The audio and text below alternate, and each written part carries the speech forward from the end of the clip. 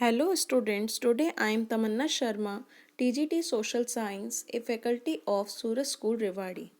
Today I am going to explain chapter 2nd in civics, which is understanding secularism. The learning objective of this chapter are to understand the need to separate religion from state and next to understand secularism in the Indian context. Okay, first of all, I explain introduction. Secularism can be understood as the belief that religion should not be involved with the political affairs of a country. Secularism क्या है? Secularism को इस तरह समझा जा सकता है कि कोई भी रिलीजन इन कंट्री के पॉलिटिकल अफेयर्स में इन्वॉल्व नहीं होगा. इसे क्या कहेंगे हम? Secularism. In other words, we say secularism, a secular state is neither religious nor irreligious or anti-religious. Rather, it is quite neutral in matters of religion. Most countries in the world abide by this belief and the religious practices of its citizens are left in private domain and respected. कई countries हैं जो कि abide करती हैं और religious practices को citizens पे ही छोड़ देती हैं और उनका प्राइवेट डोमेन मानती हैं और उसकी रिस्पेक्ट करती हैं. India is also one of these countries where secularism is upheld. India भी इन्हीं कंट्रीज़ में से एक कंट्री है जहाँ पर सेकुलरिज्म को रखा गया है. While secularism in a stricter sense implies complete distinction between the state and any religion. अगर हम देखें स्ट्रिक्टर सेंस में सेकुलरिज्म क्या है? कंप्लीट डिस्टेंस क्रिएट करता है किसके बीच में? स्टेट एंड रिलीजन के बीच में. In India it can be understood as treating all religions as equal before law. India में सभी रिलीजन्स जो हैं वो लॉ के आगे कैसे हैं? इक्वल हैं. Countries which advocate a religion as the state religion are refer to as theocratic state. जो कंट्रीज़ रिलीजन के अकॉर्डिंग एडवोकेट करती हैं सभी चीज़ों को, स्टेट को अपना एक स्टेट का ऑफिशियल रिलीजन होता है, उसे हम क्या कहते हैं? Theocratic state. Theocratic states have their own state religion और follow moral codes of a particular religion. Okay. In a theocratic state a particular religion is given priority over other religions. Theocratic states में क्या होता है? किसी एक religions को बहुत ज़्यादा प्रायोरिटी दी जाती है, अदर रिलीजन्स को क्या किया जाता है? नेग्लेक्ट किया जाता है. Okay. Countries like Pakistan and Iran are Islamic republic. ये जो ईरान है, पाकिस्तान है, ये कैसी कंट्रीज़ हैं? यहाँ पर इस्लाम को ऑफिशियल रिलीजन माना जाता है, स्टेट का रिलीजन माना जाता है, इसलिए ये कंट्रीज इस्लामिक रिपब्लिक के नाम से जानी जाती हैं. Where Islam is given official status but other religion also coexist. Other religions भी हैं बट सबसे ज़्यादा प्रायोरिटी कौन से रिलीजन को दी जा रही है? इस्लाम को. तो इस तरीके की कंट्रीज़ क्या कहलाती हैं? Theocratic countries. The Vatican city is also an example of theocratic state. जो यूरोप की वेटिकन सिटी है ये भी थियोक्रेटिक स्टेट का एक एग्जाम्पल है. Okay. Reasons for separating religion from the state. India में रिलीजन को स्टेट से अलग क्यों रखा गया? उसके क्या रीजन्स हैं? The preamble to the constitution of India declares that India is a secular country. जो कॉन्स्टिट्यूशन का प्रीफेस है, इंट्रोडक्शन पार्ट है, प्रियम्बल जो है, उसमें डिक्लेयर किया गया है कि इंडिया एक सेकुलर कंट्री है. This means that the Indian state in non theocratic. इसका मतलब ये है कि जो इंडिया है वो नॉन थियोक्रेटिक है. The state protects all religions equally.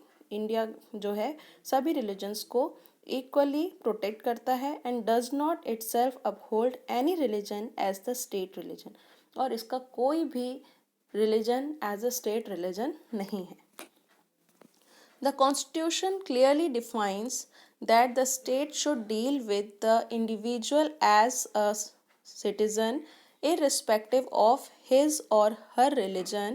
The state should have nothing to do with religious affairs except under circumstances when the activities of a religious practice become a threat to the unity and integrity of the state.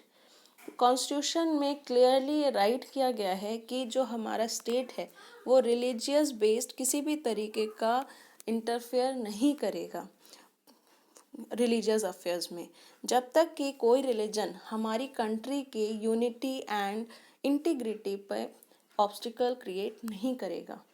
जब अगर कोई religion हमारी country के integrity और unity पर harm create करता है, किसी तरीके की क्रिटिकल कंडीशन क्रिएट करता है, तब स्टेट उस रिलीजन के मैटर में इंटरफेयर कर सकता है। This clear directive help first in determining the relationship between state and religion. इससे क्लियर हो जाता है कि स्टेट और रिलीजन का क्या रिलेशनशिप है। Secondly, it assign relative distance between state and different religious community. So state और डिफरेंट रिलीजियस कम्युनिटी के बीच में जो रिलेशन है, डिस्टेंस है, वो भी क्रिएट हो जाता है। It also help in ensuring harmonious relationship between different communities. जब स्टेट सभी रिलीजन्स को इक्वली ट्रीट करेगा, सबको इक्वल राइट्स प्रोवाइड करेगा, सबकी रिस्पेक्ट करेगा, तो उससे क्या होगा कि अदर जो डिफरेंट कम्युनिटीज़ हैं उसमें एक हारमोनियस रिलेशनशिप क्रिएट होगा। Okay, for our country, the function democratically separation of religion from the state is absolutely essential.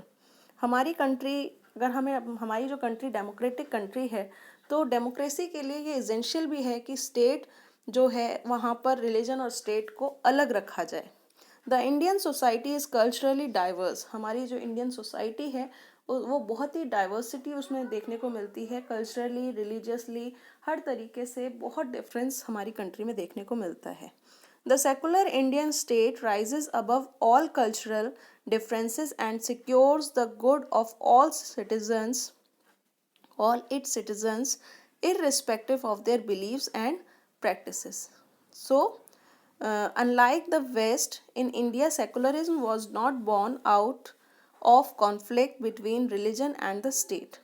तो सेकुलरिज्म के कारण ही इंडिया में वेस्टर्न कंट्रीज़ की तरह कभी भी किसी तरीके का कॉन्फ्लिक्ट क्रिएट नहीं हुआ है। It was rooted in India's history and culture.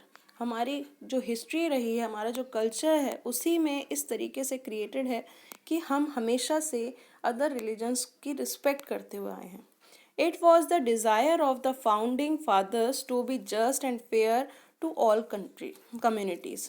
जो हमारे कॉन्स्टिट्यूशन मेकर्स थे, जो फाउंडर्स थे, उन्होंने भी इस तरीके का एक जस्टिस किया है कि हर कम्युनिटीज़ को एक फेयर और जस्ट ट्रीटमेंट मिल सके।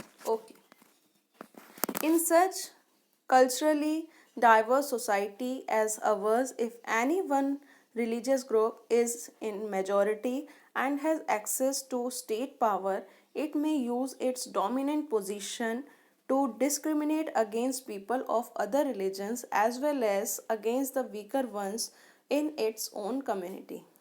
हमारी कंट्री में भी कुछ ऐसे रिलीजियस ग्रुप हैं जो मेजॉरिटी में होने के कारण जो माइनॉरिटी ग्रुप्स हैं, वीकर सेक्शंस हैं, उस पर अपनी पावर का मिसयूज़ कर सकते हैं।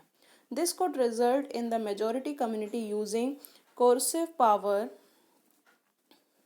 to prevent minorities from practicing their religion and its extreme cases even inflict physical violence on them.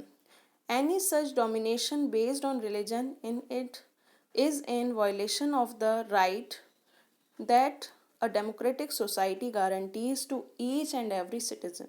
Thus to prevent the tyranny of the majority as well as to protect the violation of people's fundamental rights is one essential reason for keeping religion separate from state in democratic society.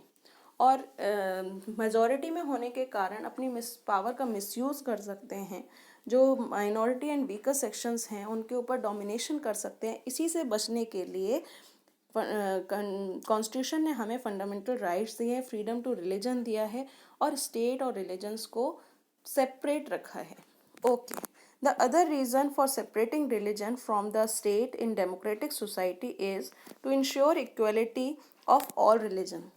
अगर हम state और religion को separate नहीं रखेंगे तो majority के पास जो majority groups हैं उनको उनके पास ज़्यादा पावर आ जाएगी और वो अपनी पावर का मिसयूज़ कर सकते हैं, वीकर सेक्शन के ऊपर डोमिनेशन कर सकते हैं।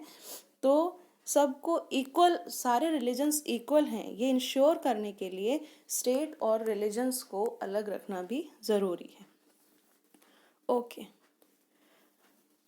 this means that individual must learn to accept other religions and should have the freedom to interpret religious teachings differently. इससे क्या है कि अगर जब हम स्टेट